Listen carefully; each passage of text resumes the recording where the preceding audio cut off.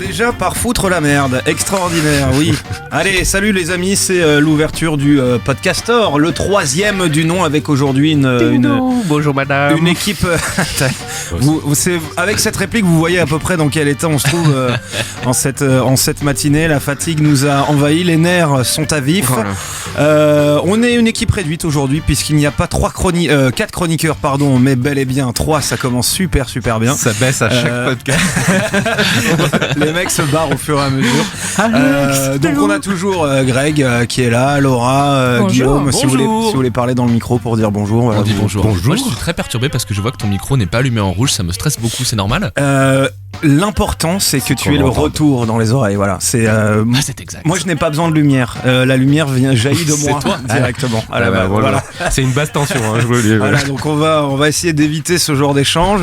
Avant toute chose, on va d'abord vous dire merci à toutes et à tous puisque vous avez encore une fois été très nombreux à réagir à la mise en ligne du Podcastor numéro 2, et ça nous fait très plaisir et ça nous donne envie de continuer.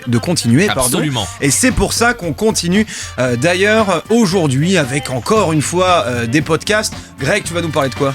J'ai décidé cette semaine de faire rêver Laura et de l'amener dans le bar des sports. Gros programme. Ouais, en plus c'est tout à fait son style, n'est-ce pas ? Et toi Laura ?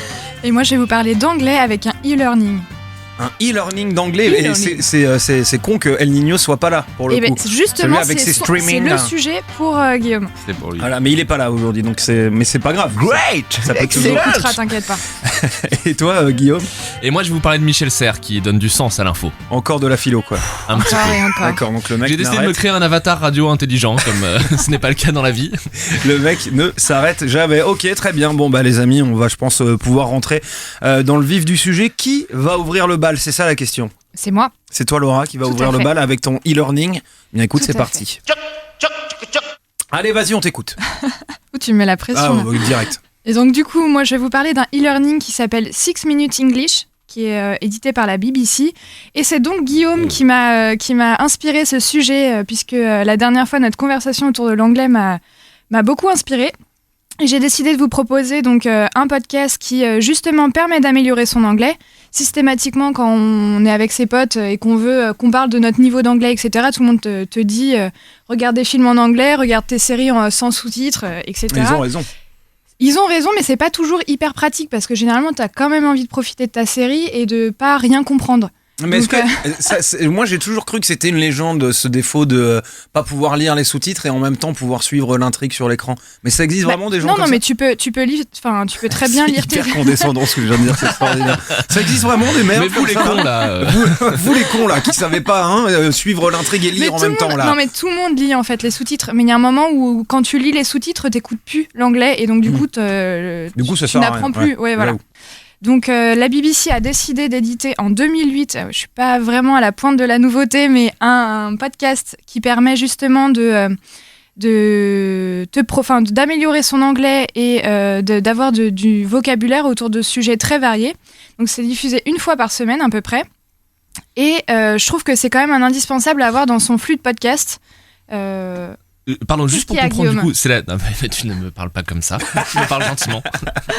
C'est le philosophe, il a toujours plein de questions très bizarres. C'est la BBC, donc anglaise, qui édite un podcast pour apprendre l'anglais à destination des Français, c'est ça ? C'est ça. D'accord, c'est hyper sympa. Ils sont des Espagnols, des Italiens. Ah non, merci la BBC. Bah oui, merci beaucoup. Ils sont hyper cool. Leur but, c'est en fait vraiment de pas avoir le côté barbant des classes et d'apprendre l'anglais par des cours magistraux, mais vraiment via des conversations. Donc, par exemple, t'as des sujets genre Jennifer is in the kitchen. Comment tu aimes ton thé, tu vas être poursuivi par Gad Elmaleh pour cette ou alors des trucs genre les codes génétiques, les modifications du code. Des trucs tout simples.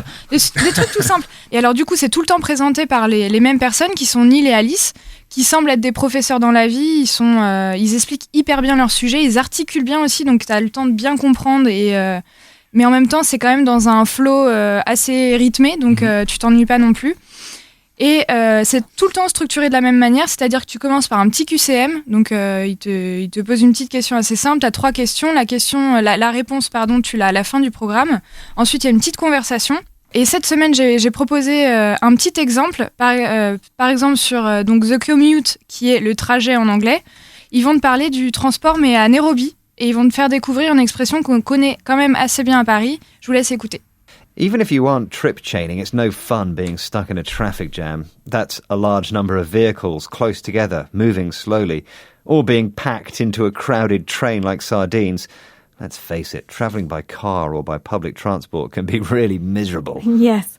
Packed in like sardines describes people standing so close together that they can't move, like fish in a can. C'est excellent. C'est excellent. Bon, là, c'est un petit exemple. Donc, ce n'est pas J'ai être rien serré compris. comme une... Tu sais, c'est le seul mot français qui garde. Moi j'avais en anglais, compris mais qu'il y avait un poisson dans une vache. Voilà, justement, ce n'est pas ça. On est donc coincé comme des sardines dans les transports à Nairobi. Mais voilà, en tout cas, ce que je trouve intéressant, c'est que ça te pousse un peu dans la situation de t'es entre plusieurs étrangers qui parlent d'un sujet et t'es là un peu à essayer de comprendre ce qu'ils racontent. C'est assez intéressant.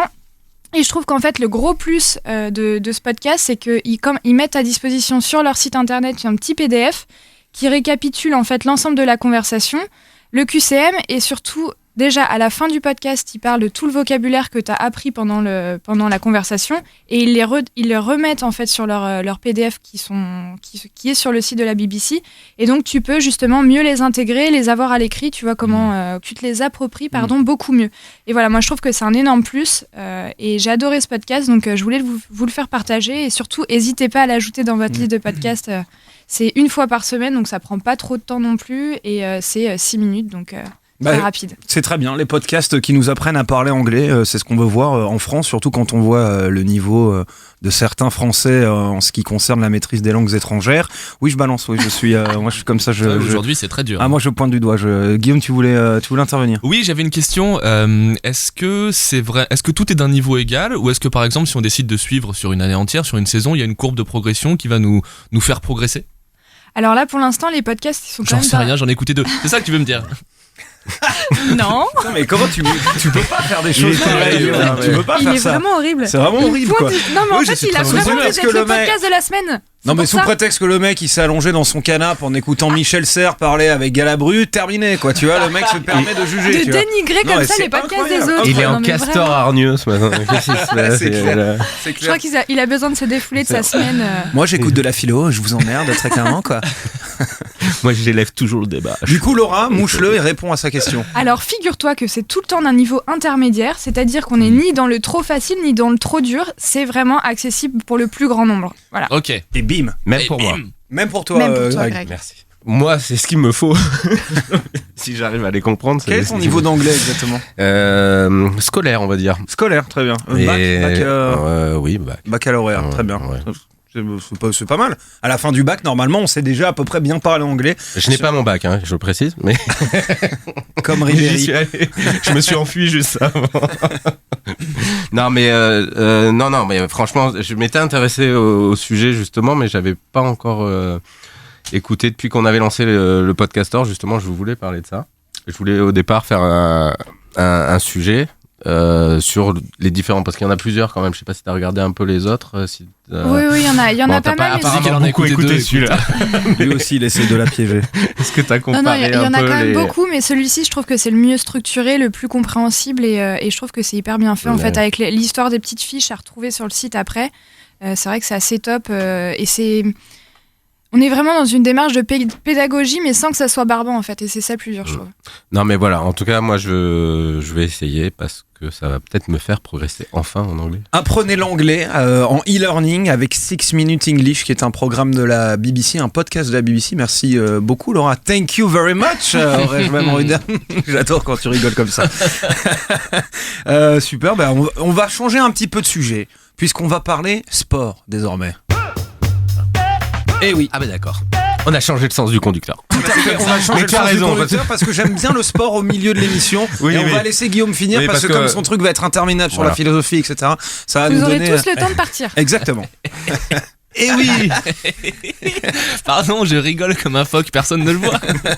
Parce qu'on pourrait parler de sport, un esprit sain dans un corps sain, pour entourer justement entre l'anglais et la philosophie de notre ami Guillaume. Mais moi, je vais pas vous parler du sport épuisant qu'un athlète ou des athlètes comme vous pratiquez régulièrement. Non, je vais pas de coaching, de conseils pratiques pour se sentir mieux dans son corps. Non, là, je vous amène dans l'univers donc rêvé de Laura, le bar des sports. Celui où on prend autant de kilos à boire des pintes que nos champions en perdent à transpirer, où on risque plus une tendinite de levée de coude, celui-là où seule la victoire de son équipe préférée ou celle sur qui on a parié est belle. Depuis qu'on s'est lancé dans ce matin, j'ai vraiment du mal. Dans cette aventure.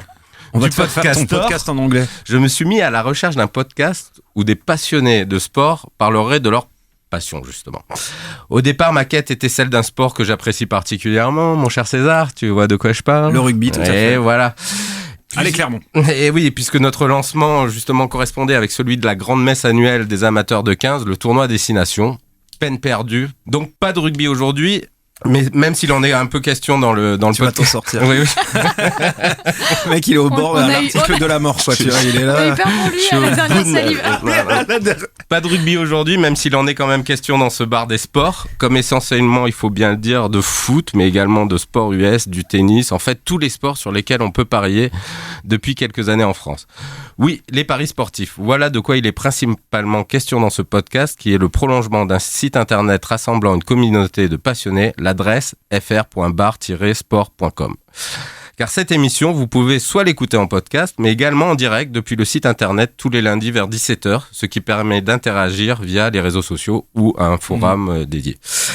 Alors moi, autant vous le dire, j'aime bien de temps en temps mettre une petite pièce sur un match, mais bon, comme je le conseillerais ici, évitez que ça devienne une pratique coûteuse, car heureusement, malgré les statistiques, les résultats sportifs restent aussi aléatoires que le rebond de mon ballon préféré.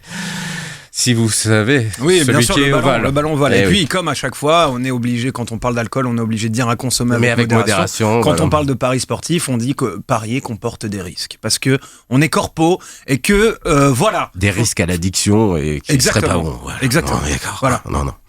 Non, moi, ce qui me plaît avant tout, c'est d'entendre des passionnés qui, comme moi, aiment débattre avec la dose d'humour et de mauvaise foi nécessaire, comme on peut le faire, nous, Guillaume, César, tous les lundis. Pardonne-moi.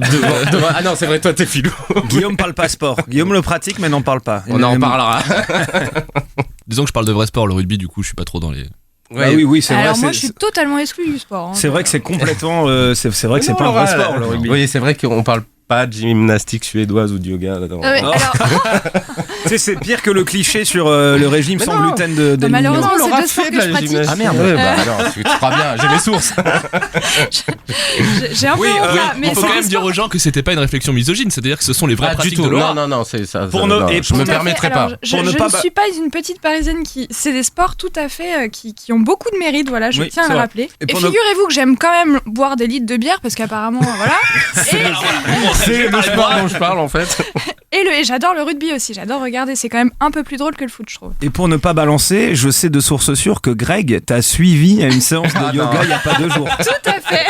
Ça, quand même, Greg, tu peux juste nous faire une petite parenthèse sur comment c'était cette séance de yoga? Est-ce que t'étais en fuseau déjà? Il avait ses chakras J'avais mon ouverts. legging. Rose fluo, bien sûr. Dilaté sa membrane. Et voilà. Merci pour cette belle référence.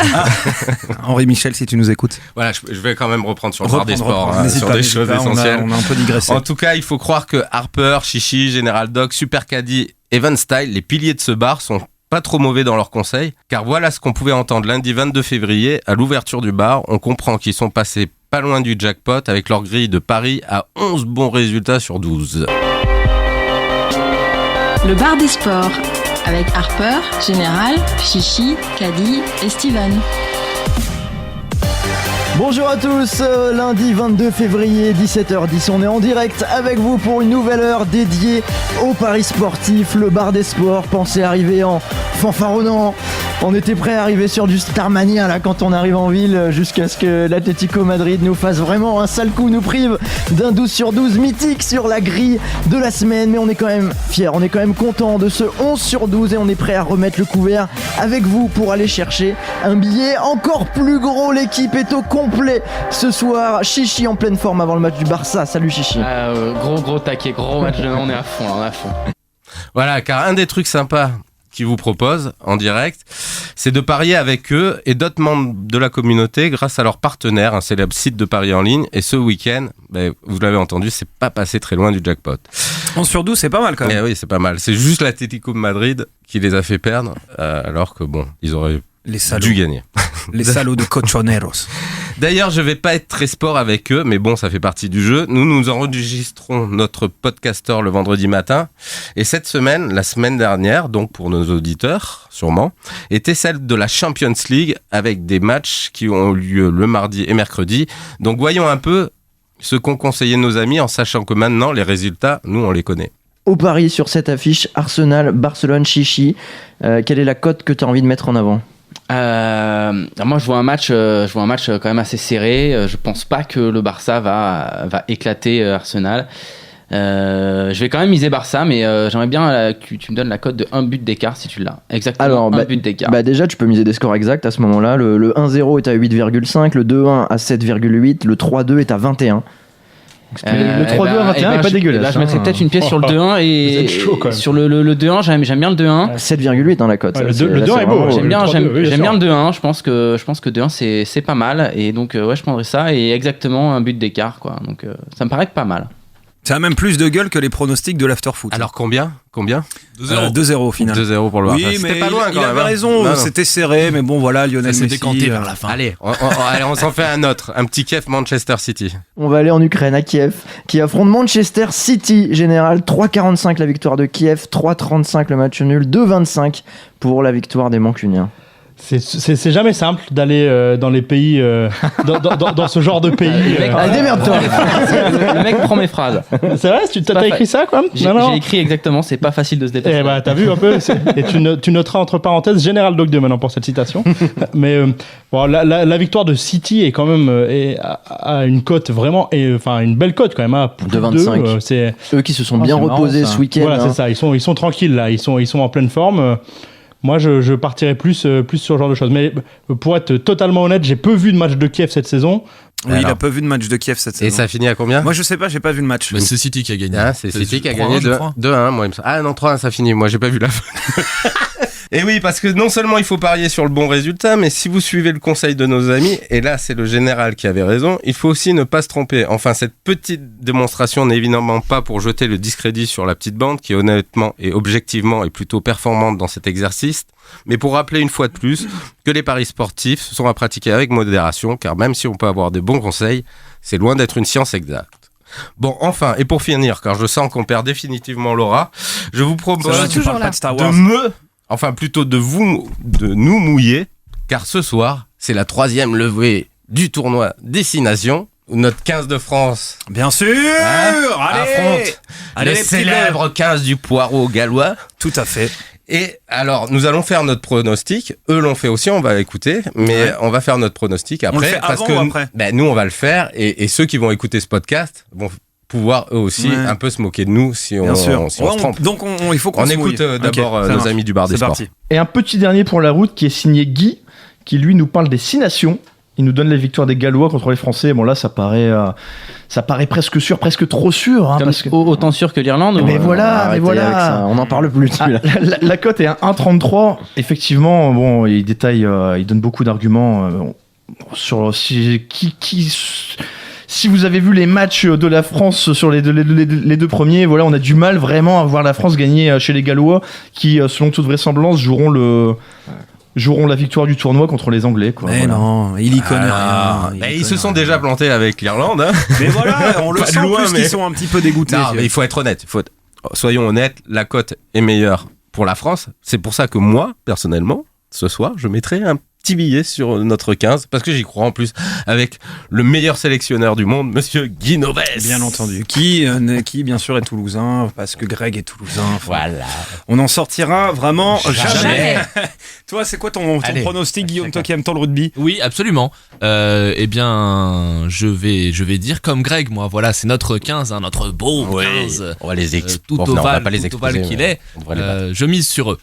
Laura? Moi, je mise sur personne parce que j'avoue que. Parce que j'ai envie. Rouge ou bleu Rouge ou bleu. Allez, Voilà. rouge ou bleu, Laura. Bah, bien sûr. Parce que je boude. Pour la J'ai l'impression France, que c'est un jeu d'alcool. Voilà. Pour la France, parce que j'ai quand même envie que notre équipe gagne. Mais honnêtement, ça c'est typiquement un choix de cœur là, parce que j'y connais rien. Voilà, mais c'est très bien le cœur. Bien, moi, je ne vais pas en faire des On est tonnes. qu'amour ici. Tout le monde disait, les Bleus, ils sont pas là, ils vont prendre une branlée contre l'Irlande. Qu'est-ce qu'on fait? Qu'est-ce qu'on fait alors Eh ben, il me semble qu'on bat les Irlandais. Voilà. Eh ben, il me semble que ce soir, ça va être pareil, parce que je sais pas si vous avez regardé la compo d'équipe, mais c'est quand même assez solide. Sur le banc, il y a du lourd. À mon avis, le Poirot, on va pas non seulement les filocher, mais on va le mastiquer. On va lui sauter dessus. Piétiner. On va le piétiner. On va les destroncher. Donc voilà, donc on est plutôt parti sur une victoire de la France. Greg, rappelle-nous ça passe quand exactement ce podcast-là?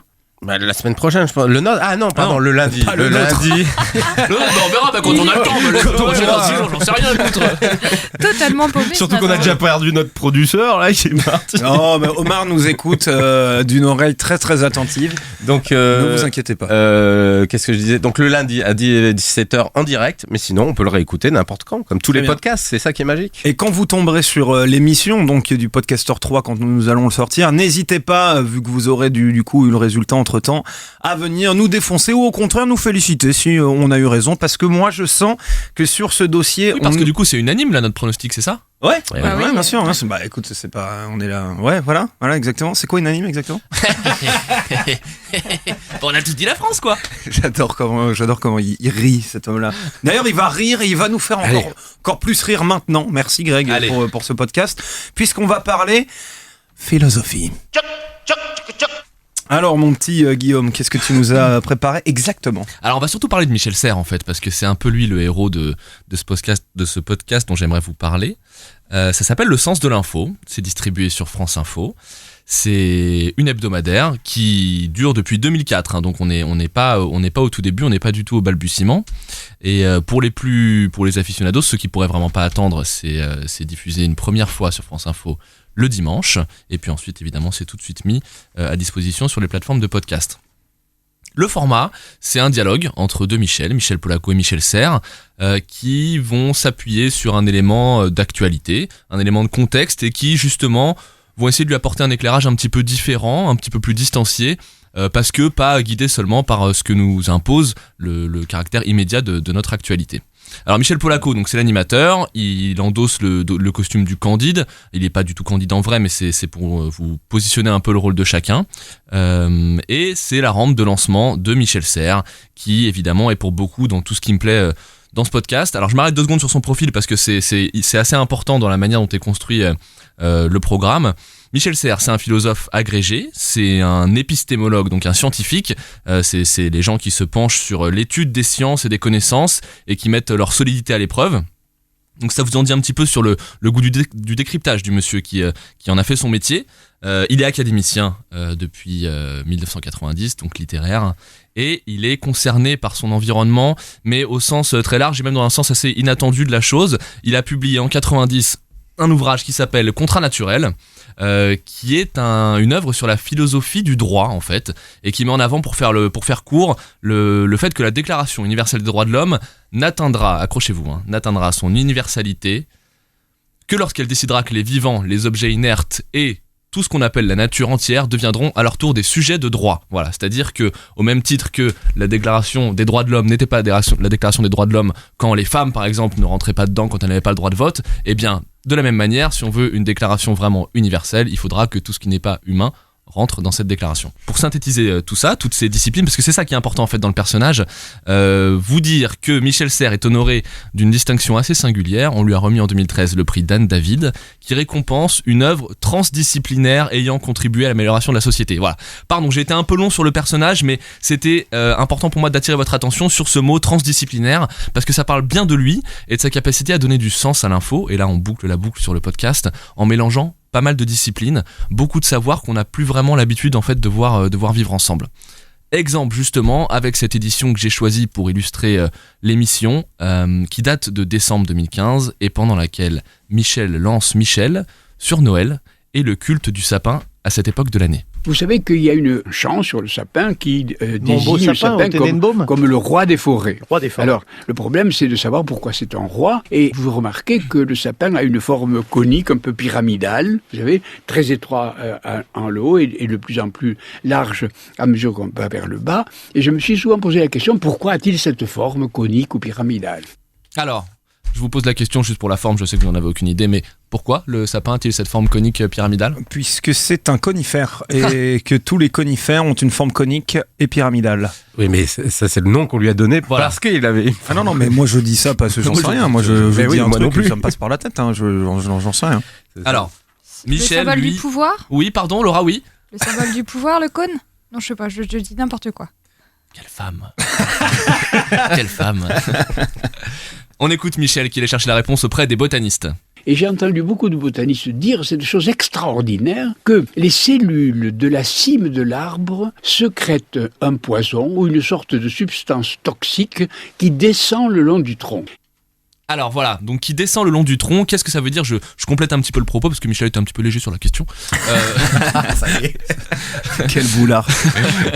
Donc la cime du sapin sécrète une substance toxique qui du coup empêche les branches de se développer à ce niveau de l'arbre, et plus ça coule le long du tronc, moins la substance est dense, et du coup en bas, les branches peuvent se développer tranquillement. À partir de là, Michel commence à tricoter une jolie fable autour de l'opposition entre le sapin et donc sa forme conique, pour des raisons toxiques, c'est ce qu'on a entendu. Sapin que nous avons, nous, pour le coup, érigé en roi des forêts, en opposition avec l'érable boule, qui lui ne fabrique pas de toxique à sa cime, et dont les branches poussent harmonieusement pour former une jolie boule. Et puis doucement, la lumière commence à s'allumer quand Michel nous jette une passerelle entre le royal sapin, dont le sommet toxique entretient sa solitude et domine sa base massive, et notre modèle de société. Alors, extrait. On peut dire en effet de cette forme conique-là qu'il y a peu de gens au sommet et beaucoup à la base. Mais je regarde, qu'est-ce que c'est que l'enseignement?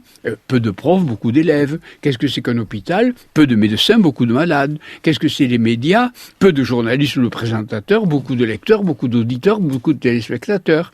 Qu'est-ce que c'est que... le mâle dominant et le troupeau captif ou les femelles soumises, vous voyez. Et donc, et toujours avec la maladie en haut, alors. Cette forme extraordinaire du sapin, etc., montre qu'il y a une maladie du pouvoir, une toxicité du pouvoir. Oui, Laura, tu voulais dire quelque chose. J'étais vraiment pas loin, en fait. Hein. Alors attends, on n'y est pas encore. Bon là, vous comprenez, ça commence à sentir le sapin. Hein, on est tous des gros sapins un petit peu. Mais surtout, le sommet du sapin qui tyrannise quiconque pourrait tutoyer le sommet avec lui, ça ne ressemble pas qu'à nous. Dans le modèle animal, on voit souvent ça, c'est-à-dire le mâle dominant, et puis le troupeau soumis au mâle dominant, et les femelles soumises, etc. Et c'est toujours la forme de la tour Eiffel, et c'est toujours la forme de la pyramide d'Égypte, et c'est toujours la forme du sapin.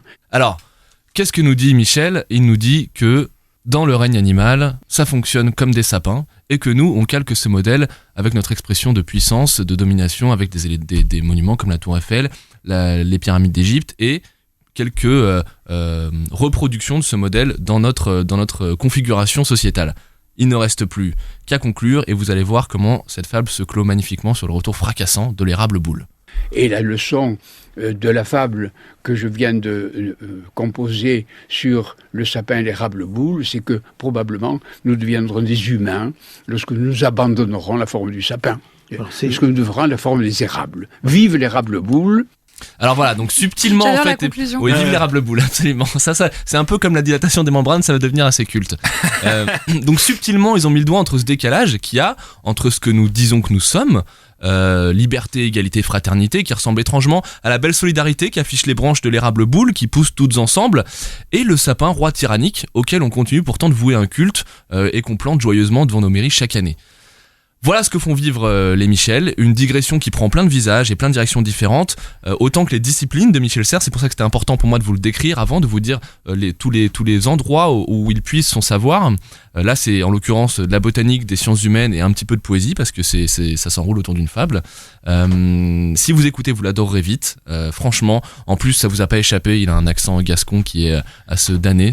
Parce qu'il est agenais, Michel Serres. Exactement, il est né à Agen, et ça apporte un supplément de bonhomie s'il en fallait au propos, parce que voilà, c'est pas que ce soit inaccessible, au contraire, c'est très accessible, mais c'est encore plus chantant, encore plus charmant avec cette voix enrobante. Et puis ça dure 5 minutes. Voilà, c'est une sucrerie, c'est un petit truc qu'on consomme très vite et on en sort heureux et enrichi. Bah écoute, nous en tout cas, on ressort heureux et enrichi de ta chronique. Merci. Donc, est-ce que ça veut dire qu'on sera 2 fois plus heureux et enrichi en écoutant le podcast directement ? Oui, alors je vais pas vous dire que Michel est forcément tout le temps aussi éloquent que moi. Je veux pas me lancer dans ce genre d'extrapolation, mais il est intéressant à ses heures. Rien à voir avec Michel Sapin d'ailleurs, en parlant de pouvoir, pardon. Rien à voir avec Michel Sapin. Moi j'ai adoré le podcast, hein. Franchement tu m'as un peu perdu au début, j'avoue. Oui, parce que tu dessinais. Non. On ne donne jamais l'envers du décor quand on est là. On fait rêver toujours. Dans les médias, on fait rêver. T'as un truc contre moi ce matin, il est en train de me dénoncer sur tous les points là. Non, il a un truc contre tout le monde ce matin. Parce qu'il écoute Michel Serres, mais ça le calme pas vraiment. Non. Tu vois, en tout cas, moi d'écouter les extraits, alors j'ai critiqué le fait que tu aies autant d'extraits ce matin. Mais franchement, c'est ce qui m'a donné envie d'écouter le podcast et de se découvrir parce que franchement, les comparaisons avaient l'air... hyper intéressante. Quelle est la cote sur ce podcast?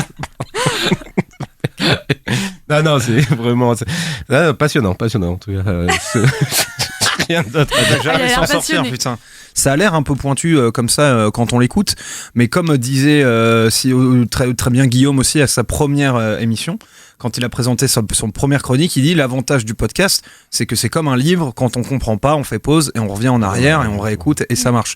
Et il avait raison là-dessus et je pense que est-ce que c'est ce qu'il faut, ça peut s'écouter justement d'une oreille inattentive ou faut vraiment être assez concentré tout le temps pour pouvoir quand même suivre? Non, honnêtement, alors après, pour être un tout petit peu plus sérieux, je pense que ça dépend aussi de son érudition perso. Moi, j'ai été obligé de l'écouter plusieurs fois pour bien tout saisir. Ça tombait bien parce qu'il fallait que j'écrive un truc dessus, donc il fallait l'écouter plusieurs fois. Oui.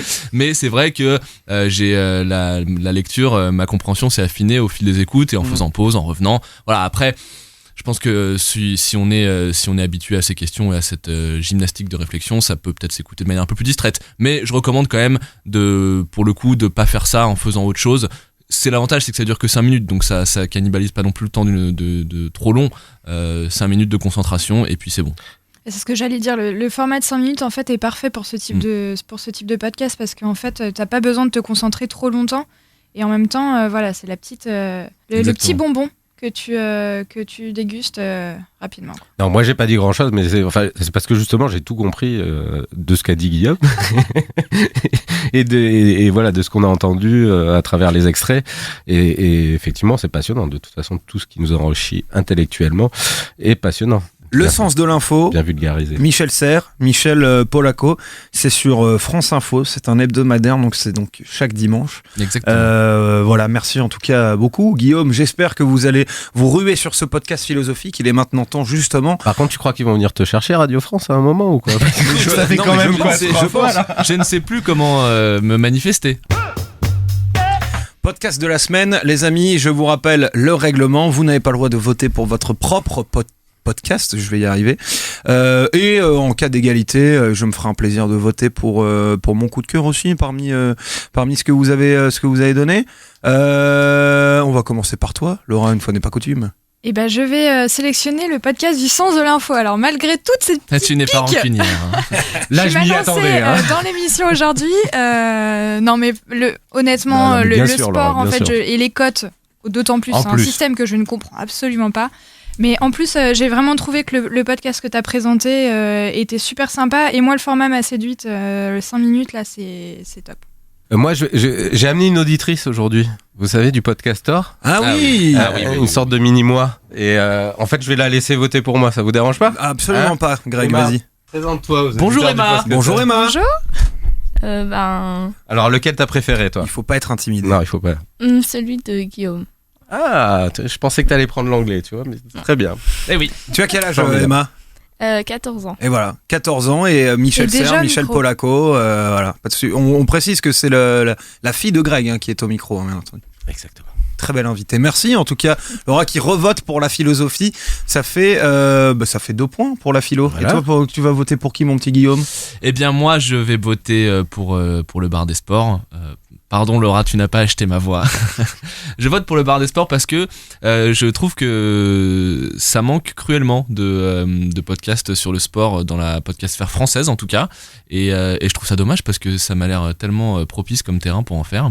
Et celui-là, il est exécuté dans un très bon esprit, c'est ce que tu disais. C'est plein de bonne humeur. Moi, je trouve ça top. Les paris, c'est pas trop mon truc, mais toujours est-il qu'ils parlent de sport avant tout. C'est ce que j'ai dit, moi non plus, mais voilà. En tout cas, c'est toujours ces débats avec de l'humour, de la mauvaise foi. Malgré cela, malgré ce vote, c'est bel et bien le podcast de notre ami Guillaume qui remporte ce titre. De notre ami Michel surtout. Oui, de notre ami Michel, de nos doubles Michel, Michel. Qui remporte ce titre de podcast de la semaine. Je pense qu'on peut l'applaudir. Vous êtes sympa. Applaudis ton propre podcast. Oui, Guillaume, ça va pas. Allez, voilà. Voilà, le sens de l'info, donc, est le podcast de la semaine. C'est distribué par France Info. Vous le retrouvez, comme je vous l'ai dit, chaque dimanche. C'est un hebdomadaire. C'est la fin, ce podcast. C'était trop court. Numéro 3. C'était trop court, mais moi j'ai pris encore une fois beaucoup de plaisir à palabrer avec vous. Sachez que vous pouvez toujours, bien entendu, nous retrouver sur les réseaux sociaux.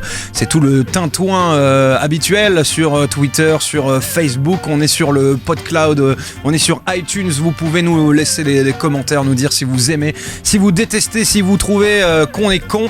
Vous pouvez y aller. Beau et con à la fois. Voilà, exactement. Il n'y a aucun problème. Vous n'aurez juste qu'à taper Facebook ou Twitter /Podcastor, Podcastore. Voilà, comme un store de podcast. Ça fait toujours plaisir. On rouvrira le Podcastor d'ailleurs d'ici 2 semaines. En attendant, portez-vous bien. À la prochaine. Salut. Salut. Au revoir.